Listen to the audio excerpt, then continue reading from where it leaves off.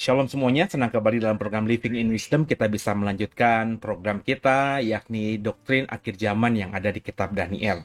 Dan pada kesempatan ini kita akan coba melihat Daniel pasal 12. Mungkin nggak panjang, saudara, karena saya cuma mau membagikan di pada episode ini tafsir-tafsir yang ada yang saya ketahui. Setelah hari ini selesai, saya sedang bergumul nih, saudara, apakah saya akan membagikan tafsir saya soal keseluruhan nubuatan akhir zaman kitab Daniel itu di program ibadah minggu pagi, atau nanti kita akan lanjutkan di dalam uh, Living in Wisdom minggu depan ya. Jadi Bapak Ibu nanti bisa ikuti perkembangannya. Saya lagi bergumul, materinya sudah siap, tinggal saya tag rekaman aja.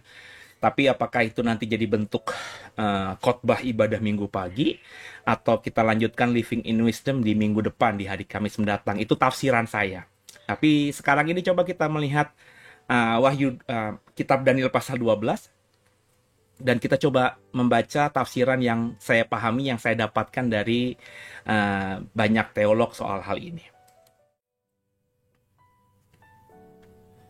Ya, Daniel pasal yang ke maafkan saya, ini belum diedit, saudara. Ya, Daniel pasal yang ke episode ke-7, maafkan saya, benar ya, episode ke-7, apa episode ke-8 mestinya nih ya.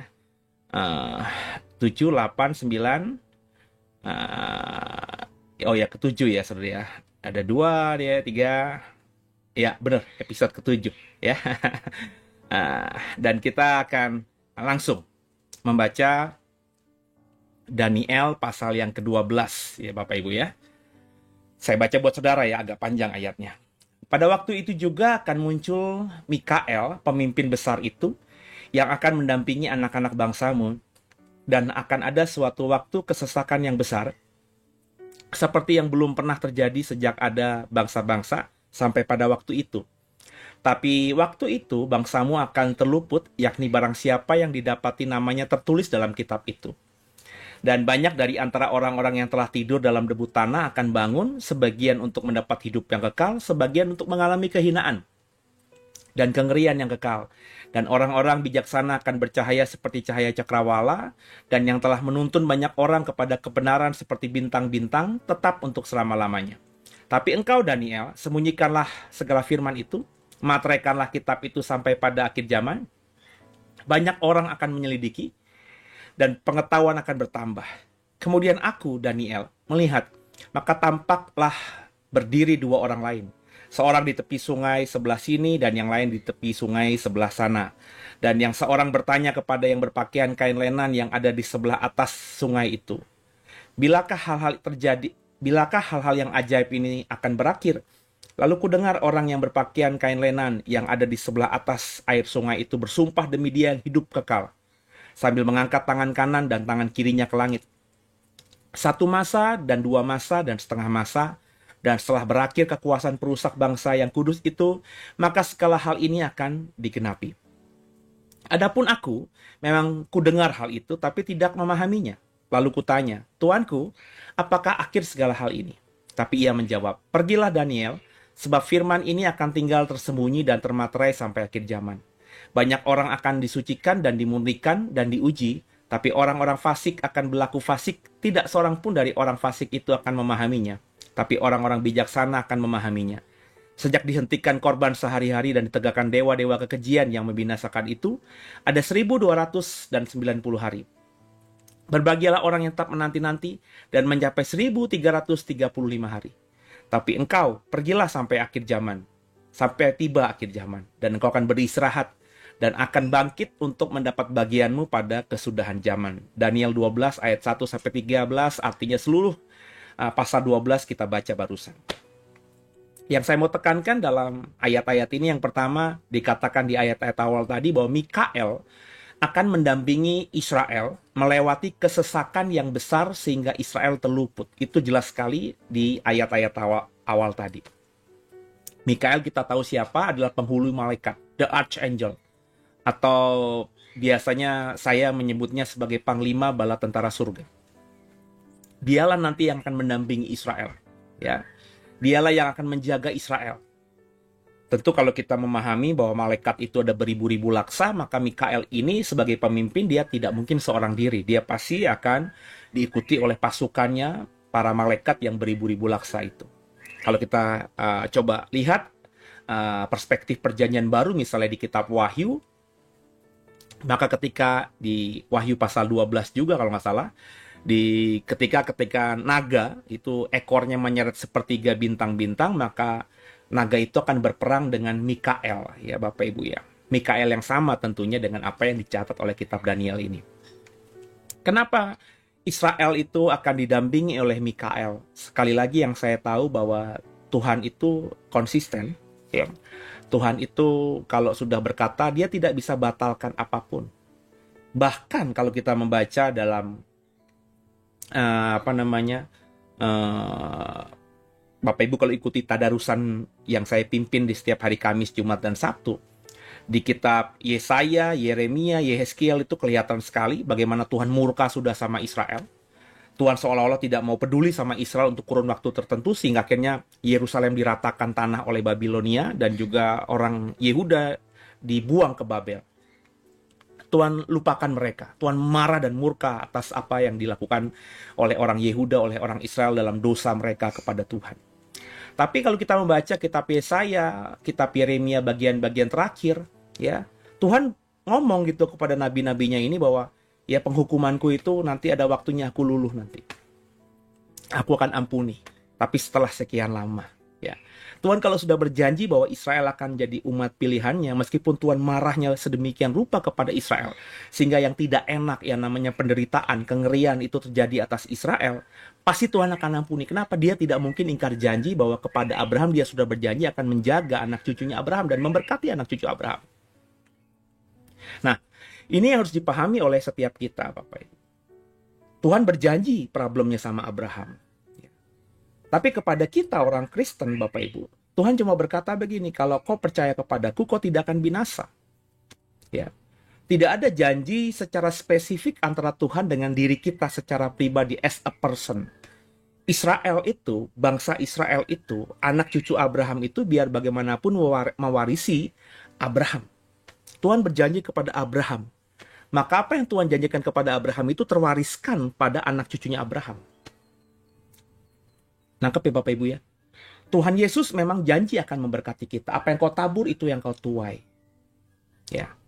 Kau akan diberkati dan berbuah selama kau melekat padaku. Kaulah carangku dan akulah carangmu.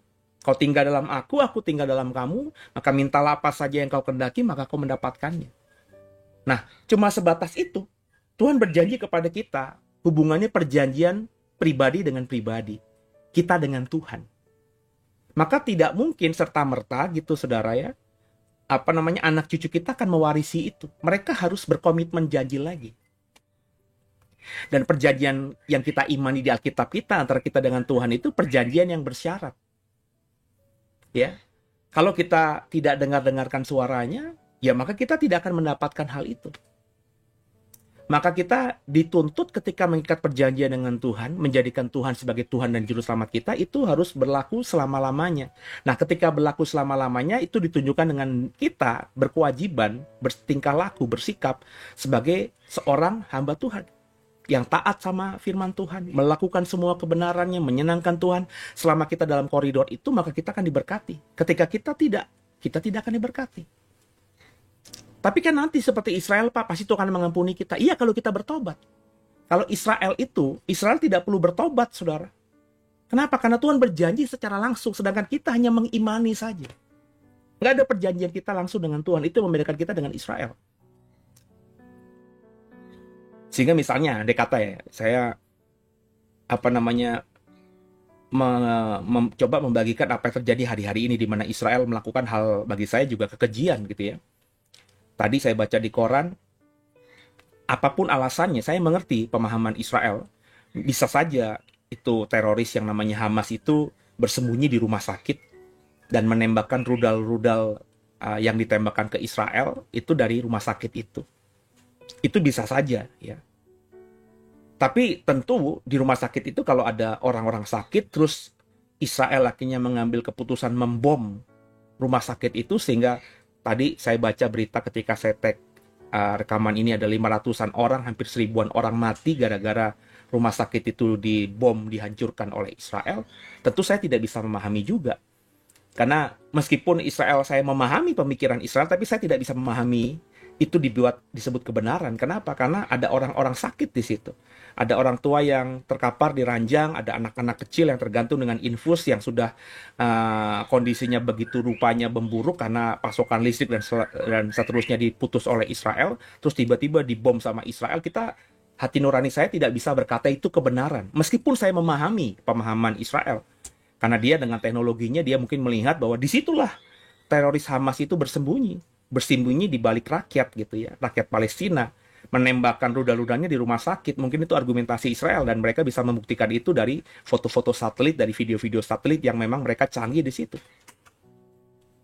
Tapi membom rumah sakit yang meskipun di situ ada orang Hamasnya, tapi Israel juga tahu di situ ada rakyat biasa yang lagi menderita, dan ada tenaga medis yang sedang berjuang atau melakukan tugas kemanusiaannya, terus akhirnya mereka mati. Itu tidak bisa saya terima, tidak bisa sampai di hati nurani saya. Saya tidak bisa membenarkan hal itu. Ya. Tapi meskipun menurut saya itu dosa yang luar biasa yang dilakukan Israel, tapi karena Tuhan sudah berjanji kepada nenek moyang mereka Abraham bahwa Tuhan akan memberkati Israel, Tuhan nggak bisa batalkan itu. Mungkin kalau kita membaca perspektif Tuhan terhadap Yehuda ketika zaman dibuang di Babel, mungkin Tuhan akan hukum Israel. Karena Tuhan marah, tentu biar bagaimanapun rakyat Palestina yang mati itu adalah umatnya juga, ciptaannya juga kan. Kan mereka adalah gambar Allah juga. Ya, mungkin Tuhan bisa marah sama Israel, tapi saya percaya Tuhan nanti akan ada waktunya memulihkan Israel. Seperti ratusan tahun, bahkan hampir ribuan tahun, Tuhan melupakan Israel sebagai sebuah bangsa. Karena sejak abad kedua, Israel itu sudah tidak lagi punya tanah air. Mereka diusir oleh Romawi dari tanah yang dijanjikan Tuhan, tanah perjanjian itu. Sehingga mereka hidup diaspora, dan mereka baru terkumpul kembali kan tahun 1948 dan mendirikan negara Israel merdeka. Berarti kan ribuan tahun. Tuhan seolah-olah tidak peduli kepada Israel sebagai sebuah bangsa, sebagai sebuah negara. Ya, tapi akhirnya Tuhan pulihkan kemerdekaan Israel itu tahun 48 itu. Saya percaya itu karena Tuhan kembali memulihkan, Tuhan kembali mengampuni dan ingat lagi sama janjinya kepada Abraham. Nah, kepada kita orang Kristen nggak sedemikian, saudara. Meskipun kita berdosa tadinya, ketika kita minta ampun sama Tuhan, bertobat, dosa kita diampuni, kita dituntut untuk hidup dalam pengampunan itu. Hidup dalam kasih karunia itu.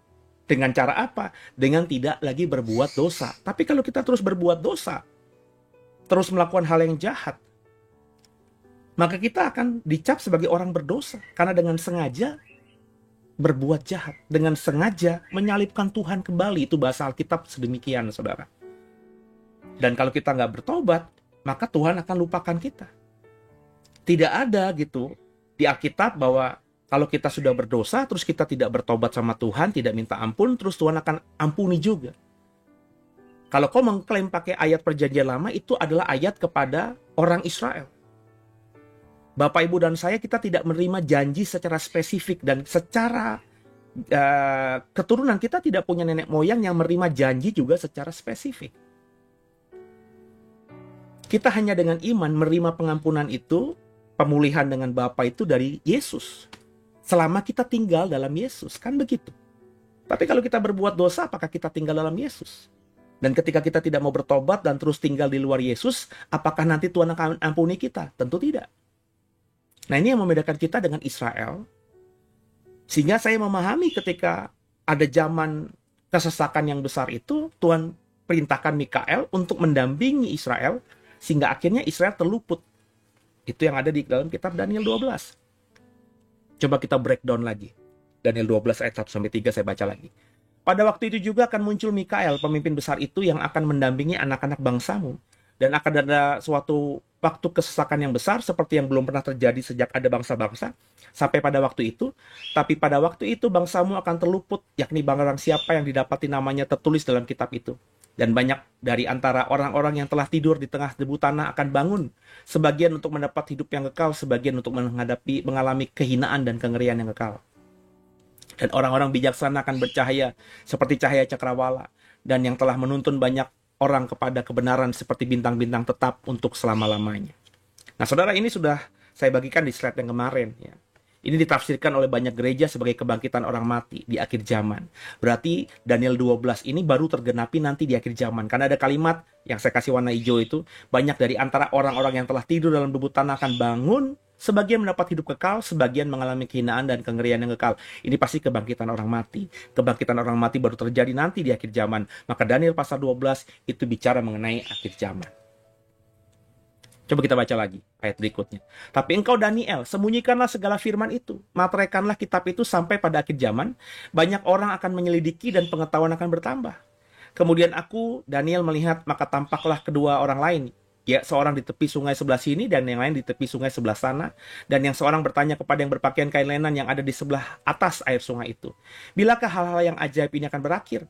Lalu kudengar orang yang berpakaian kain lenan yang ada di sebelah atas air sungai itu bersumpah demi dia yang hidup kekal sambil mengangkat tangan kanan dan tangan kirinya ke langit. 1 masa, 2 masa, setengah masa, dan setelah berakhir kuasa perusak bangsa yang kudus itu, maka segala hal ini akan digenapi. Kita akan ingat lagi pada kalimat 1 masa, 2 masa, setengah masa, yang saya bilang, saya dalam beberapa episode khotbah ini sudah mengatakan bahwa ini ciri khas dari kitab Daniel. Dan kemudian dikutip oleh Yohanes dalam kitab Wahyu, dan menurut saya, sepengetahuan saya, tolong dikoreksi kalau saya salah, ini hanya ada di kitab Daniel dan kitab Wahyu, terminologi kata 1 masa, 2 masa, dan setengah masa. Kalau kitab Wahyu bicara mengenai nubuatan akhir zaman, maka orang yang membaca kitab Wahyu memahaminya sebagai doktrin akhir zaman, sesuatu yang terjadi nanti, maka ketika menemukan kalimat yang sama di dalam kitab Daniel juga membacanya demikian. Daniel disuruh menyembunyikan dan memateraikan kitab sampai akhir zaman. Jadi kalau kita membaca Daniel sampai dia tuliskan Daniel pasal 12 ini, kalau kita percaya yang nulis adalah Daniel ya, itu bahkan tidak tahu tafsirnya seperti apa. Tidak sama dengan Daniel pasal 1, di mana Daniel itu disuruh, Daniel itu akhirnya diberikan hikmat sama Tuhan, tahu mimpinya Nebukadnezar, dan diberikan juga tafsirnya apa, dan itu tafsir yang benar. Tapi Daniel pasal 12 ini, dimulai dari pasal 11 ya, dimulai juga dari pasal 10, Daniel itu dapat mimpi sesuatu yang mengguncang hatinya, sehingga dia harus menepi ke tepi sungai Tigris. Kemudian di sana dia diberikan penglihatan dan diberikan jawaban oleh malaikat Tuhan. Pasal 11 itu mengenai Raja Negeri Utara, Raja Negeri Selatan. Kemudian dilanjutkan pasal 12, yang kalau kita membaca di dalam pasal 12, apa yang dilihat Daniel itu, Daniel sendiri tidak tahu. Sampai akhirnya Daniel tidak tahu. Karena dikatakan sembunyikan dan materaikan kitab itu sampai akhir zaman. Ya. Daniel tidak tahu ya. Kalau dari ayat ini seolah-olah dia tahu ya. Tapi nanti kita baca kalimat berikutnya. Tetapi engkau Daniel, sembunyikanlah segala firman itu. Disuruh disembunyikan dan materaikan kitab itu. Jadi Daniel tahu gitu ya. Tapi nanti kalau kita baca ayat berikutnya ya, coba ya, supaya saudara paham nanti ya. Nah, dalam konteks ini, Daniel disuruh menyembunyikan. Ya, tapi meskipun disembunyikan dan dimateraikan, kalimat berikutnya, banyak orang akan menyelidikinya. Banyak orang akan menyelidiki kitab Daniel ini dan pengetahuan akan bertambah. Artinya, semakin hari ilmu pengetahuan, hikmat, marifat, pengertian, ketajaman manusia-manusia yang mendalami kebenaran firman Tuhan akan bertambah dan akhirnya menyelidiki dan semakin terang. Ya, dan akhirnya nanti ada yang bisa melihatnya dengan terang. Coba kita baca ayat ini. Dalam perspektif yang lain ya, ayat yang kita baca tadi. Ada 1 masa, 2 masa, dan setengah masa. Kita sudah baca ayat utuhnya, coba kita sekarang perhatikan yang saya kasih warna. Orange dan kuning itu. Dan setelah berakhir kuasa perusak yang bangsa yang kudus itu, maka segala hal ini akan tergenapi. Nubuat dalam Daniel 12 akan tergenapi setelah lewati masa 1, 2, dan setengah, dan berakhirnya kuasa si perusak bangsa yang kudus itu. Ya. Ini sering kita tafsirkan sebagai antikristus. Gereja sering menafsirkannya sebagai zaman antikristus. Setelah zaman antikristus ini berakhir, maka segala hal ini akan digenapi. Segala hal yang dilihat oleh Daniel itu akan tergenapi. Kurang lebih begitu. Ya, coba kita baca ayat berikutnya. Adapun aku, ini ayat yang setelah ayat yang tadi ya, memang ku dengar hal ini, tapi tidak memahaminya. Jadi meskipun Daniel disuruh memateraikan, ya, disuruh menyembunyikan firman itu, tapi Daniel tidak memahaminya. Clear ya? Kelihatannya gitu ya, jelas ya. Adapun aku, kan kalau kita baca ayat yang sebelumnya, coba kita mundur lagi. Tapi engkau Daniel, sembunyikanlah segala firman itu dan materaikanlah kitab itu sampai pada akhir zaman. Kan Daniel disuruh menyembunyikan dan memateraikan firman itu sampai akhir zaman. Kita kalau baca ayat ini saja seolah-olah Daniel paham, sudah mengerti ya apa yang dia lihat itu. Tapi kalau kita baca kalimat berikutnya, adapun aku, kata Daniel, memang ku dengar hal itu tapi tidak memahaminya. Lalu kutanya, Tuanku, apakah akhir segala hal ini? Tapi ia menjawab, pergilah Daniel, sebab firman ini akan tinggal tersembunyi dan termaterai sampai akhir zaman. Banyak orang akan disucikan dan dimurnikan dan diuji, tapi orang-orang fasik akan berlaku fasik. Tidak seorang pun dari antara orang fasik itu akan memahaminya, tapi orang-orang bijaksana akan memahaminya. Sejak dihentikan korban sehari-hari dan ditegakkan dewa-dewa kekejian yang membinasakan itu, ada 1290 hari. Berbahagialah orang yang tetap menanti-nanti dan mencapai 1335 hari. Tapi engkau pergilah sampai tiba akhir zaman, dan engkau akan beristirahat dan akan bangkit untuk mendapat bagianmu pada kesudahan zaman. Daniel pun tidak memahaminya, saudara. Karena nubuatan itu termaterai sampai akhir zaman. Meskipun demikian, meskipun sampai akhirnya, meskipun Daniel itu mendengarkan dan juga disuruh memateraikan, Daniel itu tidak bisa mengerti. Dan itu akan tersembunyi, kata nubuatan ini, sampai akhir zaman. Meskipun demikian, ya, meskipun tersembunyi dan termaterai sampai akhir zaman, banyak orang yang akan disucikan, dimurnikan, dan diuji, sehingga akan muncul banyak orang bijaksana yang akan memahami. Memahami nubuatan kitab Daniel ini ngomongin apa gitu. Ya Bapak Ibu ya. Nah ya, saya sih memahaminya, mestinya kita yang hidupnya ribuan tahun setelah Daniel, yang sudah semakin mendekati akhir zaman, kita harus menggenapi ini.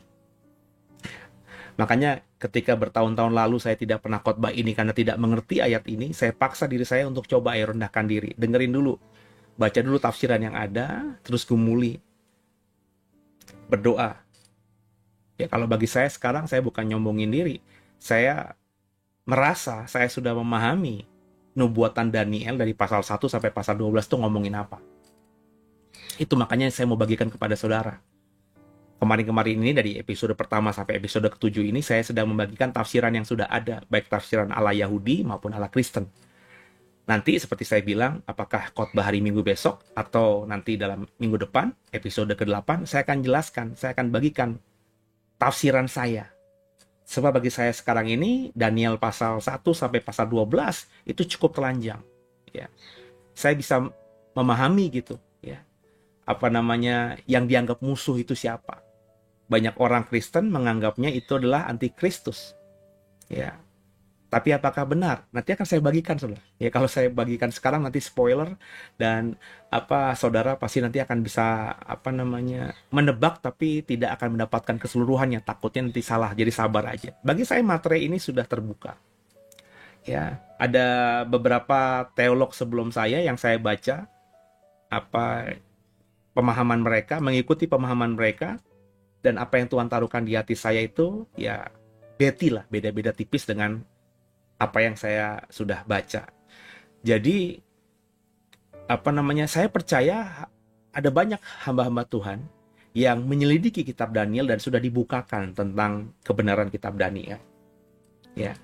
Dan saya juga ketika bergumul juga mengamati beberapa tafsiran orang-orang yang saya tahu, saya respect pemahamannya soal perjanjian lama. Saya coba memahami tafsir mereka soal hal ini. Dan saya melihat ada kemiripan dengan apa yang Tuhan berikan ke saya, meskipun juga ada beberapa penekanan yang berbeda. Tapi kurang lebih ada kesamaan. Artinya, semakin mendekati akhir zaman, saya percaya akan semakin banyak hamba-hamba Tuhan, bahkan nanti setelah saya. Ya, karena kalau saya mati sekarang, akhir zaman belum kan, akhir zaman masih bisa kita tunggu. Entah setahun, 10 tahun, 100 tahun, 1000 tahun, nobody knows. Only heaven knows. Ya.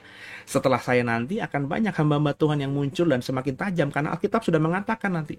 Menjelang akhir zaman, semakin banyak orang menyelidikinya, semakin banyak orang bijaksana, semakin banyak orang akhirnya memahami kitab Daniel ini. Dah. Jadi Bapak Ibu biji mata Tuhan, kita berarti sudah selesai ya sampai pasal 12 ini. Jadi saya percaya Bapak Ibu sudah mendapatkan semua yang ingin saya bagikan. Terutama pasal-pasal yang berisi nubuatan akhir zaman dalam kitab Daniel yang ditafsirkan, yang saya bagikan, yang saya dengar ditafsirkan oleh banyak orang-orang, termasuk orang Yahudi maupun orang Kristen kebanyakan. Jadi tolong Bapak Ibu sabar dulu ya. Saya siapin materi yang tajam supaya kalau nggak minggu depan atau hari Minggu besok, saya akan bagikan dalam bentuk khotbah atau dalam pengajaran Minggu besok, Kamis minggu depan, tafsir saya. Ya, dengarkan itu, pahami itu, karena bagi saya Daniel pasal 1 sampai pasal 12 sekarang ini sudah telanjang. Saya cukup jelas, makanya saya berani membuat program ini. Ya, semoga saudara diberkati, saudara memahami perspektif penafsiran kitab Daniel yang ada selama ini, yang ditafsirkan oleh gereja, hamba-hamba Tuhan Kristen, maupun juga beberapa pemahaman Yahudi sudah saya bagikan juga. Semoga itu memperluas wawasan saudara, dan boleh ditunggu nanti tafsiran saya seperti apa. Mungkin sambil saudara mendengarkan nanti tafsiran saya seperti apa, Bapak Ibu juga bisa menggumulinya bersama Tuhan. Siapa tahu nanti tafsiran kita tafsiran yang sama. Kalaupun berbeda, nanti bisa kita uji masing-masing, ya. Kita tanyakan lagi, kita gumuli kepada Tuhan, supaya paling tidak kalau nggak saya yang benar, ya tafsir Bapak Ibu yang benar. Makanya kalau Bapak Ibu punya tafsir sendiri, silahkan loh ya.